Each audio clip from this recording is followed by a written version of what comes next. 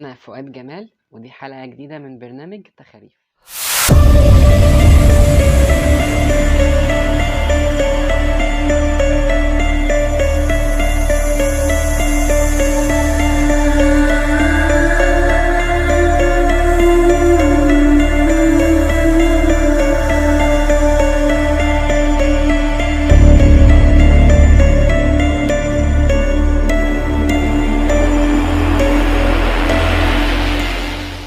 خرافة الفشل، هو أنا فاشل فعلا؟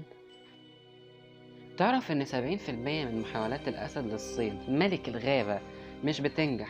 طب تعرف إن توماس أديسون مش موفق 999 مرة في إنه يخترع المصباح الكهربائي؟ أعظم الإنجازات والاكتشافات أصحابها فشلوا في الأول، مالوش على نفسهم إن هم فاشلين. أمال إيه بقى اللي دخل في دماغك مصطلح فاشل مع إنك لسه في بداية طريقك وطبيعي إنك تغلط عشان تتعلم؟ بس ببساطة إن أكيد في حد مؤذي في حياتك دخل في دماغك فكرة زي كده، حد قريب جدا ليك وأنت مش حاسس، صاحبك، صديق عمرك، أخ، أخت، زوج، زوجة، والد أو والدة. اسمها الشخصيات المستغلة عاطفيا، مش emotional abusers. الاستغلال العاطفي ما يقلش خطورة عن الاستغلال الجنسي أو العنف، حالات بيبقى أخطر منه. تعتمد على 4 أركان أو الأسلوب: الاستهزاء والسلبية والنقد المستمر والسخرية. أي حد فينا متعرض لأنه ما يبقاش موفق في أي محاولة من محاولاته. ده طبيعي إن إحنا بنحتاج تشجيع وطاقة إيجابية، مش في الدنيا بيستحمل النقد المستمر.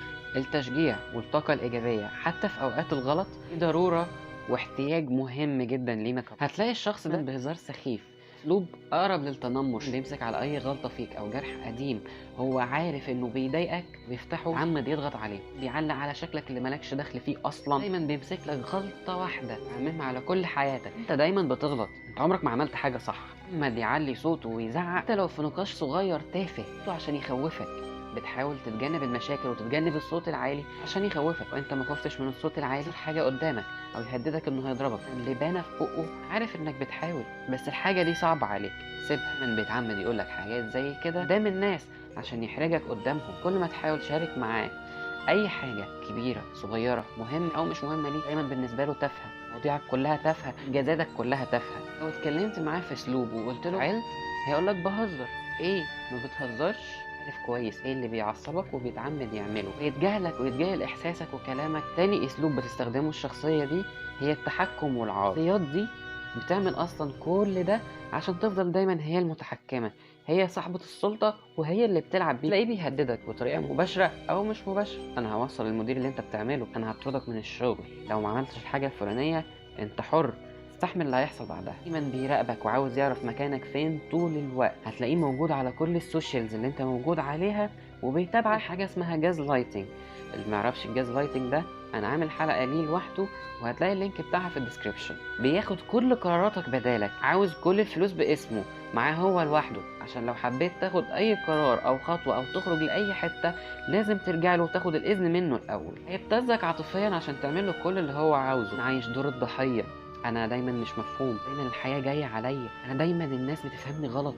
انت عاطفيا متعاطف معاه وعاوز تعمله اللي هو عاوزه، عاوز تريحه، تبقى انت الحاجة الحلوة ياخدك في حاجة اسمها جيلت تريب، حسسك انك انت مش كفاية، حسسك ان انت السبب، اللوم عليك انت دايما. كامل عمره ما بيغلط، يجي يستغل اصغر غلطة بتعملها عشان يديلك نصيحة مهما كانت غلطتك صغيرة وملهاش لازمة، يحسسك انك اصغر منه واقل منه. يستخدم معاك اسلوب الاوامر المباشرة، متوقع انك تنفذها من غير اي سؤال، تعصب بسرعة جدا، وكل مرة مصر انك انت السبب. عمرك ما عارف تتعاون معاه، يظهر انه ضعيف وقليل الحيلة عشان يلعب عليك ويخليك تعمل الحاجة اللي هو عاوزك تعملها من غير ما تحس. عمرك ما تعرف تتوقعه، وقت بيتعصب من اقل حاجة وفي وقت تاني بيغرقك حب وحنان، بيسيبك محتار ويمشي، وإن ساعدك ولا فهمك في أي حاجة هيذلك بيها طول العمر. في أي مشكلة بتحصل مهما كانت المشكلة دي صغيرة دايما بيجيب اللوم عليك وبيسيبك ويمشي. تالت أسلوب للشخصيات دي هو الاتهام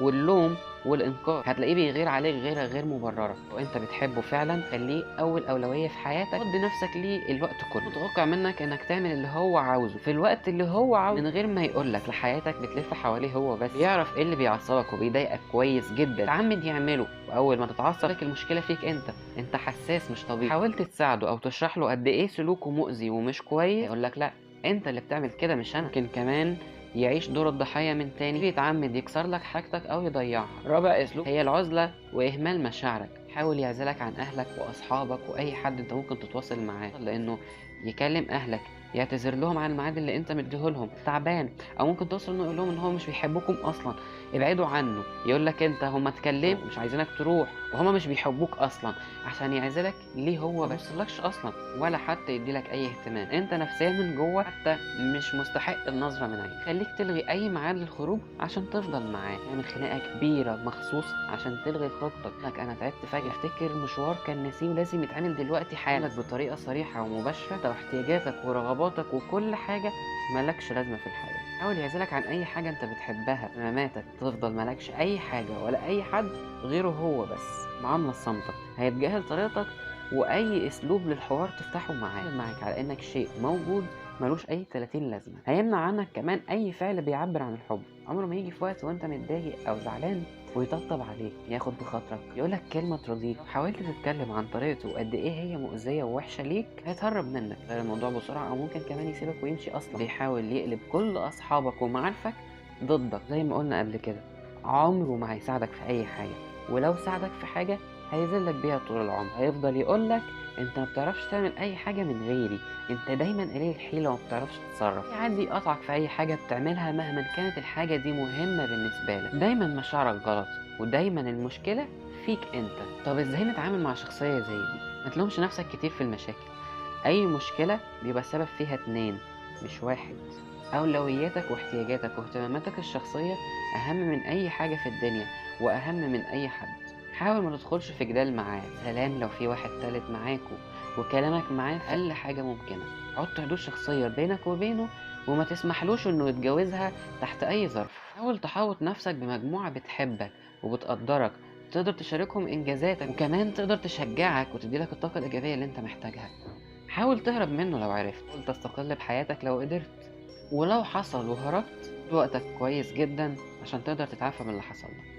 اللينكات وكل حاجة هتلاقوها تحت في الديسكريبشن.